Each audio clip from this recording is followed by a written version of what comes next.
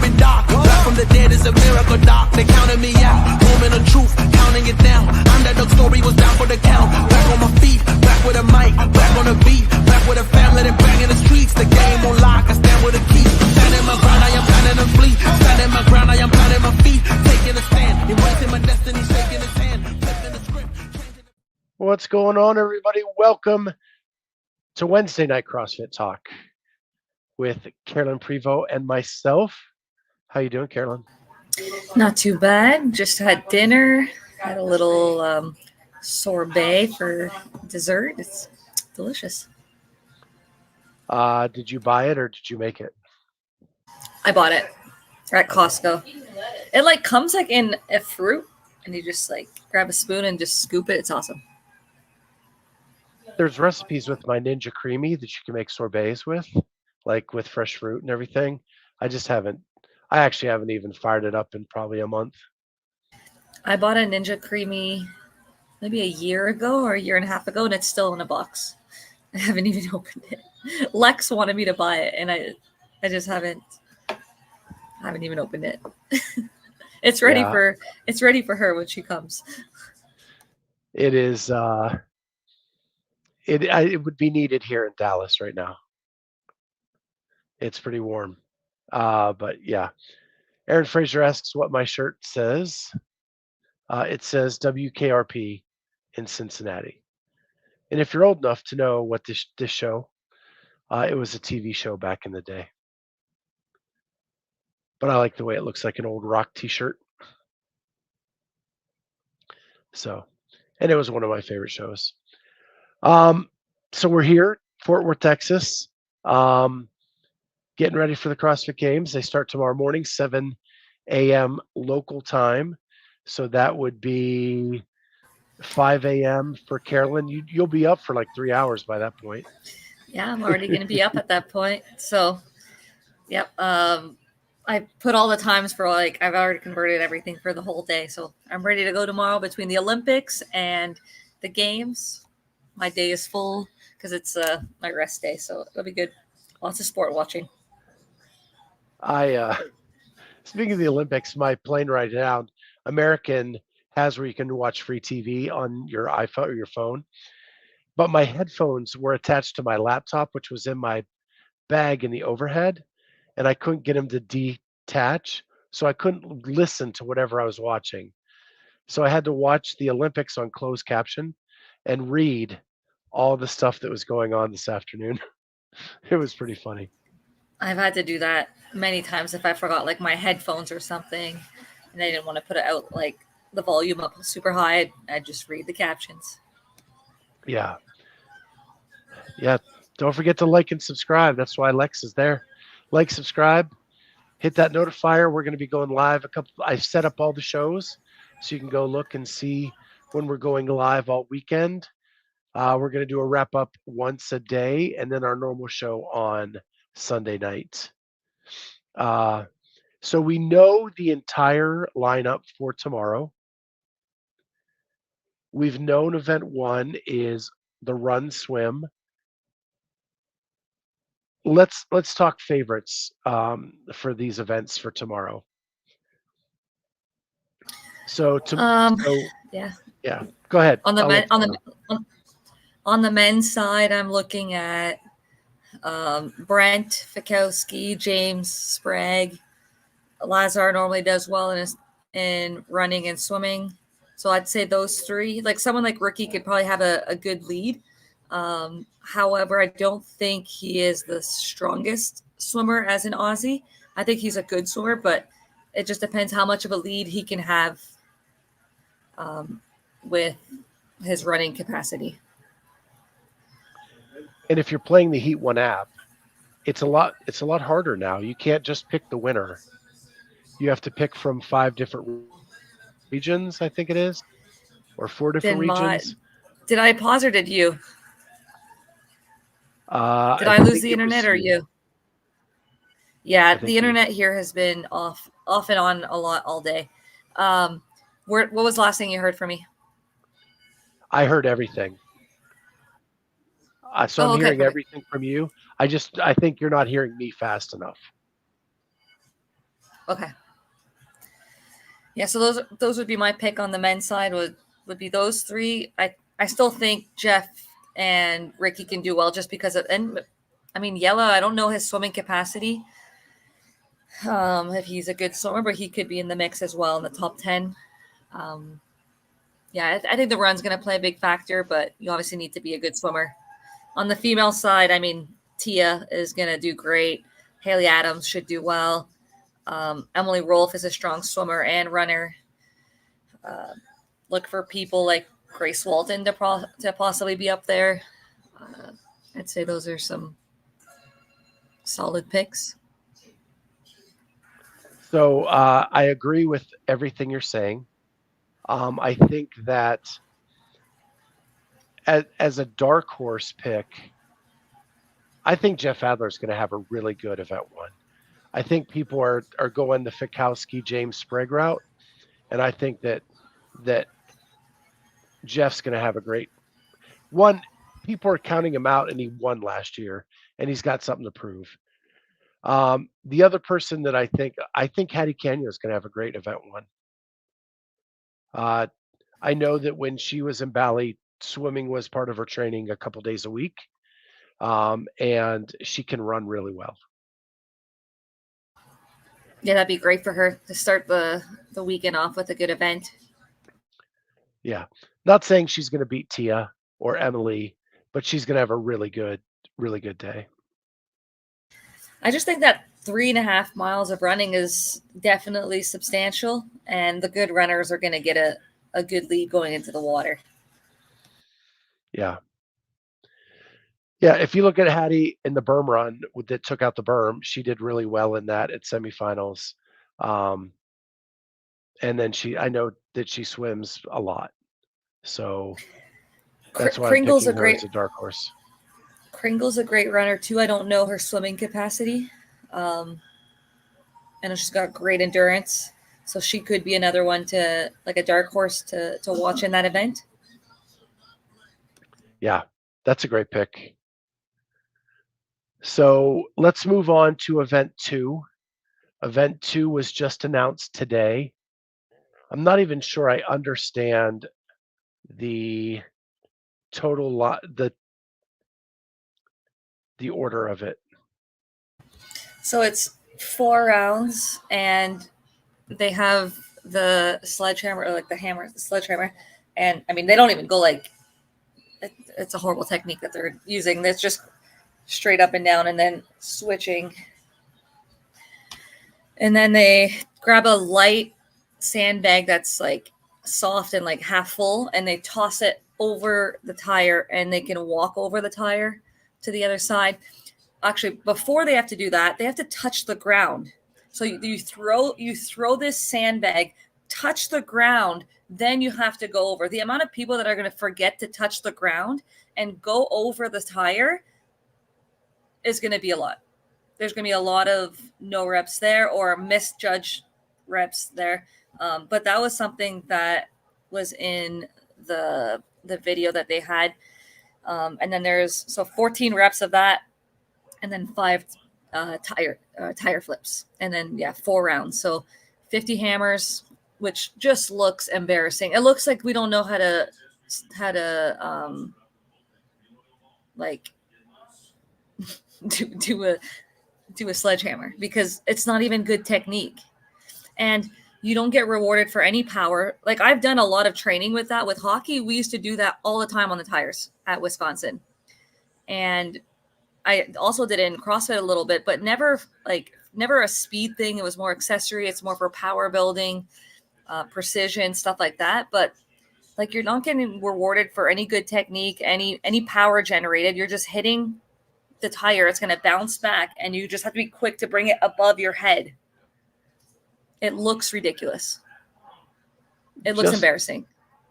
Just look at the posture of the athletes demoing it. Like, it looks dumb. Colton had like a good flow going, but it still looks so like like it looks so dumb. Like, that's not even how you use it. So when I heard hammer, I had just gotten off a plane and I thought that they were going to swing it like you showed, like over the, and that I would have been fine with. This this thing is not that. And my comment to you was, ain't nobody winning the stuffed teddy bear at the fair with the way they're swinging the hammer. No, they don't have to hit hard. They can just let it fall and then just re-grip. I mean, it's going to be hard because they're racing, and it's going to be grippy because, I mean, all three movements are grippy. The tire is very, very light. Like when you flip tires, it's normally like 400 to 600 pounds, like maybe even more than that. This is 242 pounds. It's so light. Like it just, you could toss that tire, not like barely, like they weren't even using their knee. Normally when you do a tire flip, like you drive your knee and then you push it. Again, it like the demo of it just looked like we didn't know how to flip a tire, which some people will be very good at the tire. I love the tire. Like I think that's great. They could have done like burpee, jump in the tire, come back the other way, and then had another implement. But like the sandbag toss just looks sloppy. The bag is sloppy, but it's okay. I just think people are going to miss that touch on the ground a lot. And I don't hate any of the elements by themselves. But I hate the standards. I think that's a part I don't like. And Vi asks the question, why do you think they went with this standard over the swing behind the body? And she then follows it up with safety, maybe. I don't think it has to do with safety, but I think that's going to be the fastest way to do it. There's the power means nothing. Like in the times that they've used a hammer or some sort of like sledge, they had to hit an object, whether it was a stake in the ground, which that's not even fair across all lanes, like what you're slamming into, or they had the assault banger where you're hitting that thing either between your legs or to the side, but you're hitting an object and you're moving at a certain distance. Like there's nothing that's being moved distance wise. You're just hitting. Like there's not even a target that you have to hit the circle every time, so it measures precision. It's literally just above your head. Like, can you be hunched over the whole time and just, I don't know the standard, I guess. Like if you have to stand up, then becomes a range of motion, and the smaller athletes could do maybe better over 50 reps like that. Yeah, I just think it's very interesting. Like I said, the sandbag toss over, it's okay. I don't think it's like the coolest thing, but I mean, it's fine. You have to have, like, I like sandbag tosses and stuff like that. Like, I think that's athleticism stuff. Like we used to do, like med balls and throw them over our shoulder and like for distance and stuff like that. So they'll have to toss it and be precise landing it on the other side of the tire, but just very interesting workout. Yeah. Sorry, my grocery shopper is texting me that they're out of something I wanted. Trying to get groceries to the hotel room. Aaron Fraser says it's the equivalent of running in place. It's a great training exercise. It's grippy. It gets tiring. I just don't think it has a place in competition. That's my thing. I don't think it's good in a sport for speed.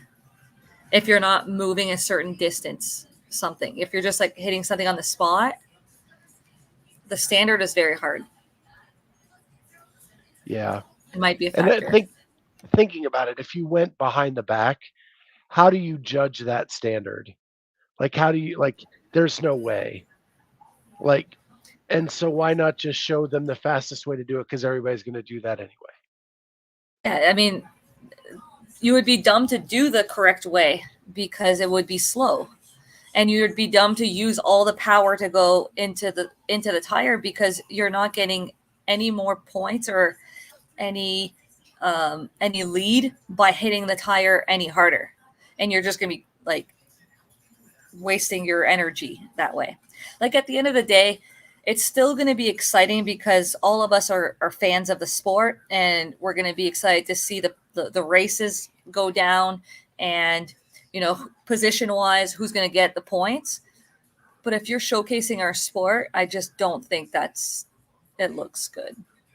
Like I was embarrassed watching it. Yeah. Lex asks if it's on ESPN. I don't think it is. I think Amanda's what's on ESPN. Which Vi says as well. I think Amanda's a good one to have on ESPN. Man, it's a great workout on ESPN. The mixture of a gymnastics, like high skill movement, like a ring muscle up, and then the precision of a snatch, and that's always been Amanda's a great workout. This one, if they're going to be showing highlights of it on ESPN, I would do without. Yeah. Lex says, imagine that's someone's first workout they see of CrossFit. Everybody thinks all we do is swing sledgehammers into tires and flip them anyway. But if they think that's all the better we can do it, then that's not good. Like, it's a good workout. Like, it would be a good workout to do on a weekend at your affiliate with people, and you're just, you have a tire and you come up with a workout and it's just something you do. Great. For the test of the fittest on earth, that's a test that was needed in our 12 or however many that they're going to come up with. Like, that's the test that we decide this determines the fittest on earth. Like, yeah, I don't know. Yep. I agree. So then we finished up with Amanda, which we both agree is a great workout. It's Amanda 45. So it actually starts at 13 instead of 9. The original Amanda was 953.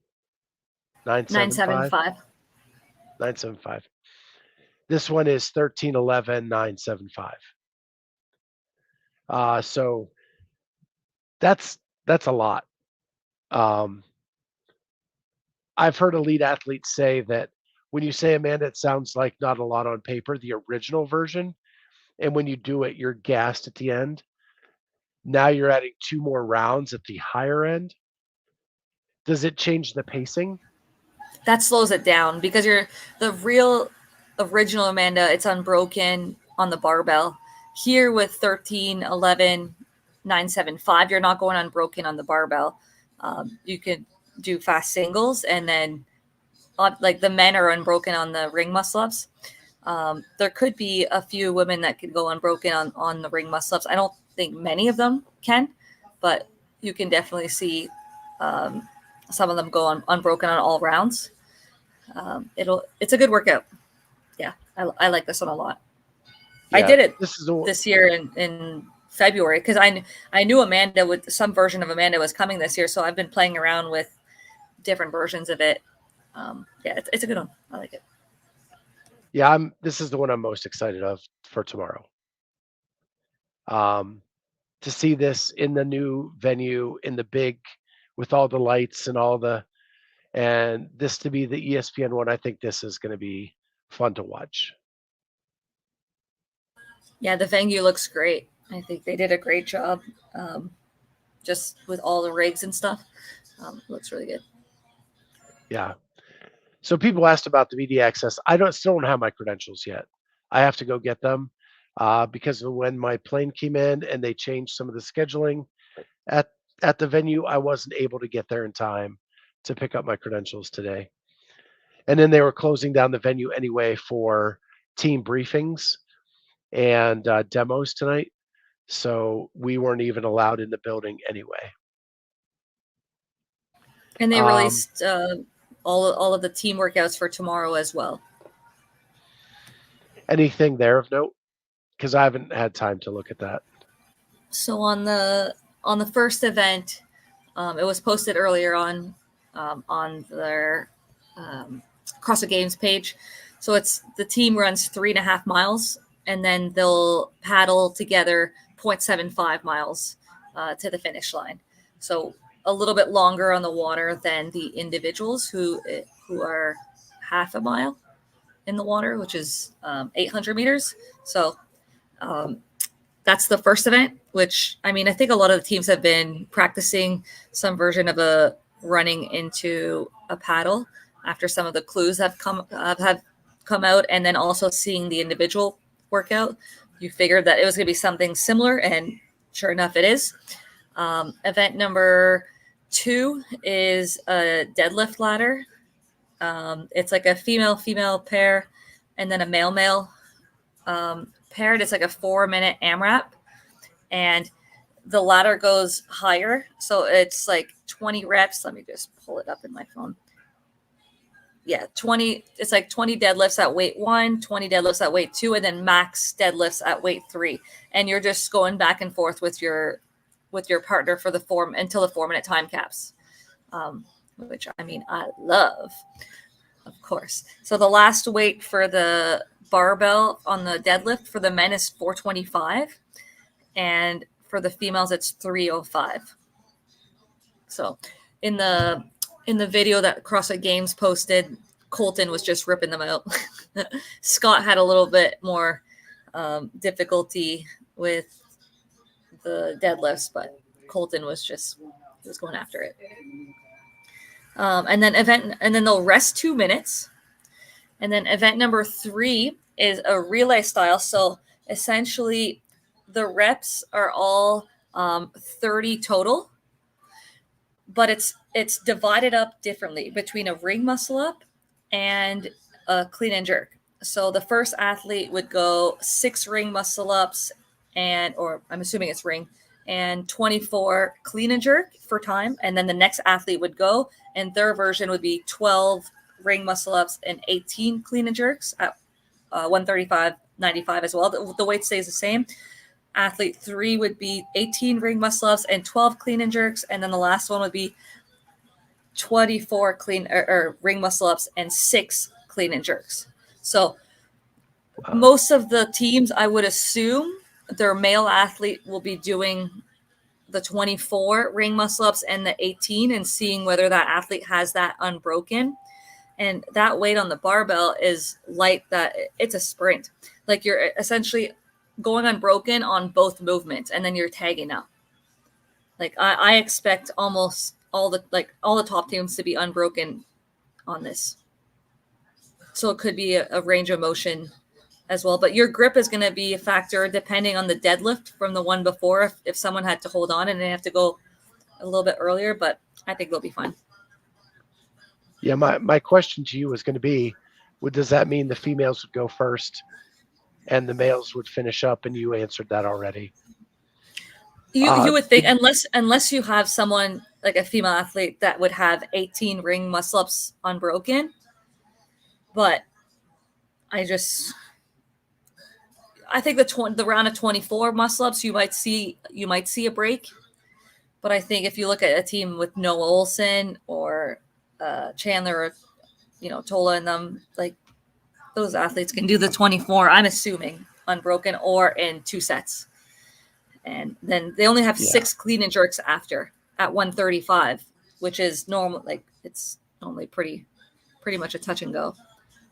So I think I like that. That's exciting. They're not doing the hammer tire stuff. So nice job. Lex asks, is the run roped?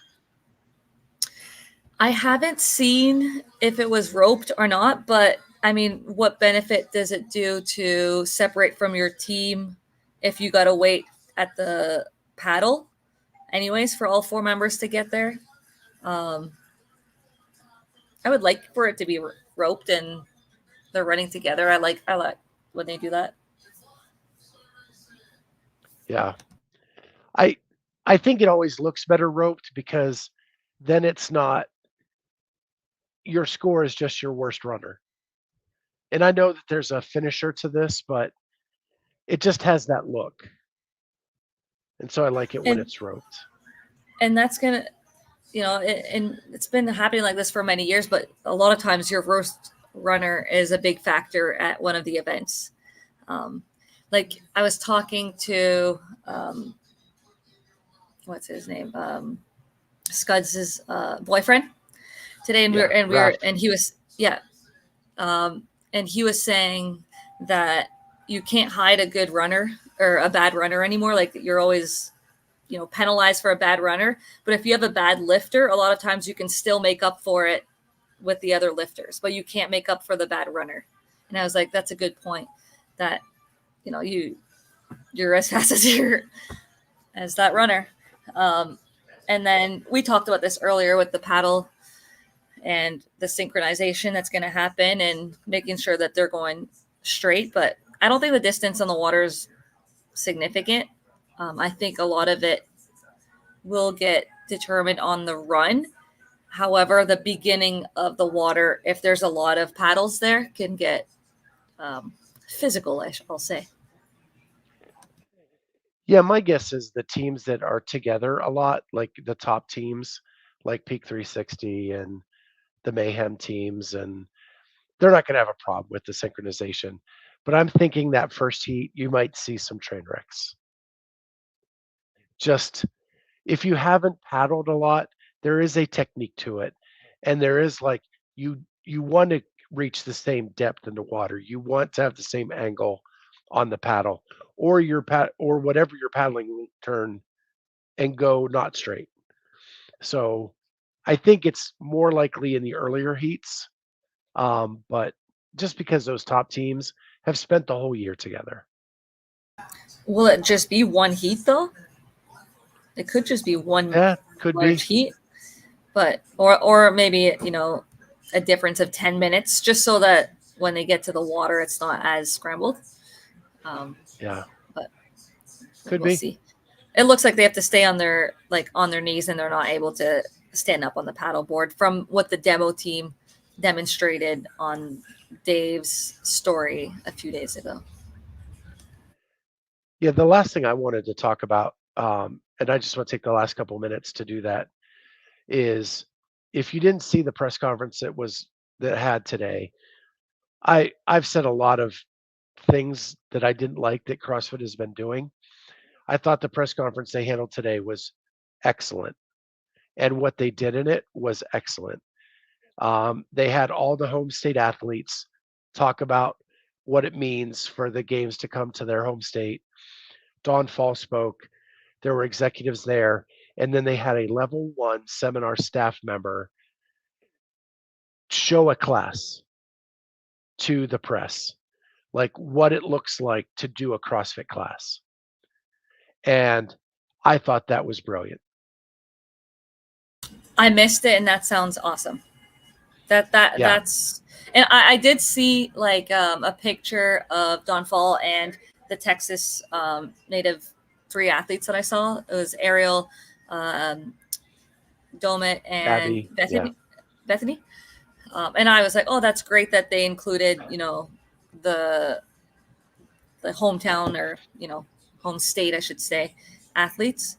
But yeah, that's great. yeah. They took 30 minutes to hold like a simulated class to show the press what a CrossFit class looks like. And that is the best thing I've seen in a press conference since I became part of the media 5 years ago. So I want to give them kudos to that. Huge shout out because I think that was an excellent idea and they should be applauded for that.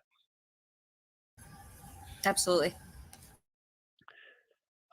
Lex jumps in again with who do we think will be the men's and women's leader after day one?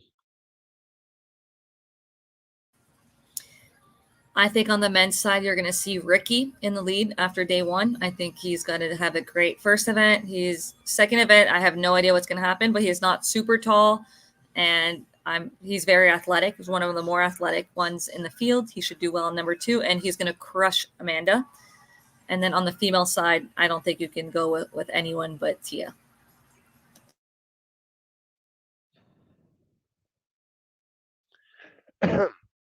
Um, Dang. I want to say somebody other than Tia. I think that event one, she's gonna win or come in second at worst. So that gives her an advantage. If you want to I'm pick gonna someone else, I would go with Emma Lawson. I'm gonna go Alexis Raptis. I think Also a 2 and great 3 are pick. going to be good for her. I know she's been swinging a sandbag a lot this year, and so that little fluffy one that they have to do in event two, she's going to toss around. I think 2 and 3 are going to be really, really good for her if she can have a solid finish in event one. I think she should be good in it. Like she's a great runner. Her swimming it should be good. I don't know if she'll finish top five. I think that there's stronger swimmers in the field than Alexis. That's why if I were to go outside of Tia, I would go with Emma Lawson, who's a great swimmer and runner. I think she can do well on the sledge one. I think that she moves well. Like we saw in the box jump overs last year at the games, how much she dominated just the box jump overs there. And then she almost always wins ring muscle up workouts traditionally. She's done it at Rogue. She's done it at semifinals a lot. So I think Emma could have a great day one. If you want to go with someone other than Tia, she'll be up there. So I'm going to take a flyer on. So I think your picks are solid. Because I don't. Ricky is so good at almost all of this, other than the swim. Um, I'm gonna take a flyer and go with Pat Vellner. I know he can't swim.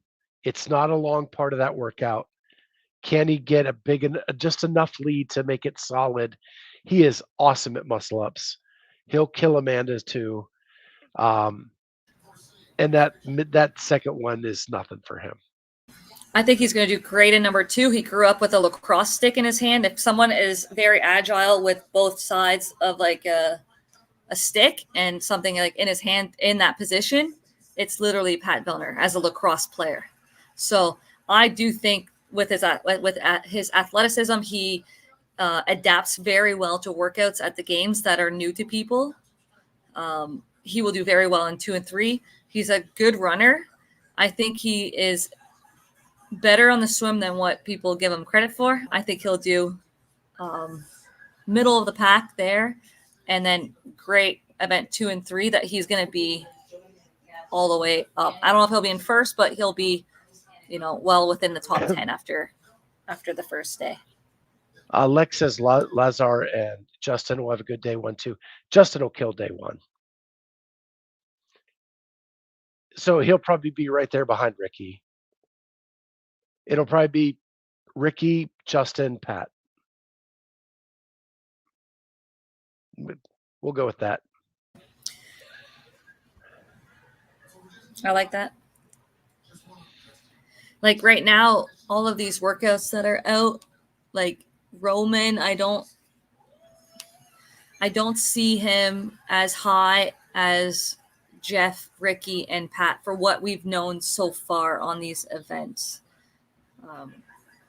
on multiple days. I could be wrong, but it just seems to be good workouts right now for more other people than him. Correct me if I'm wrong. We haven't seen a machine announced. Not yet. Yes, Skierg in the Rogue with right. GHD. Like that has Justin Medeiros written all over it, Pat Vellner. Roman can do well as well too, but normally I would think Justin Pat would do well on that ring or on that rope climb workout. Andrew Sten says, I want to see if Justin and Lazar still have any beef from last year. I saw Lazar say that he has no beef, that they squashed it pretty soon after the games. Yeah, I think it's in the heat of the moment. They're competitive. It's well in the rearview mirror now. They're not thinking about that. So my last question for you is the family watching Family Feud? 100%. I'm trying to mute in between, but I know you can probably hear it. Yeah, I know my game shows. Grew up with them. My family, that we watch them all the time. So yeah, love a good Family Feud. Well, this is our preview for day one. I'll be over at the venue tomorrow. We'll be doing our show. I think we scheduled that I'm going to be live at the venue right as everything ends. I think. Yeah, so tomorrow we're going to be live at 6 p.m. Pacific time, 8 p.m. Central time, and 9 p.m. Eastern time. That's correct. So make sure you check in for that. If anything crazy happens, maybe we'll jump on an IG live tomorrow afternoon. So watch for that as well. Those will be our quick hitters if we need them. For the full wrap-up shows, we'll be doing them here on YouTube. With that, guys, thank you so much for joining us tonight. Have fun on Games Week. We're starting tomorrow morning, 7 a.m. local time. Get your picks in. Yeah, Heat One app. Try to beat us. I need to get my losing lineup in against Lex. With that, bye guys. We'll see everybody next time.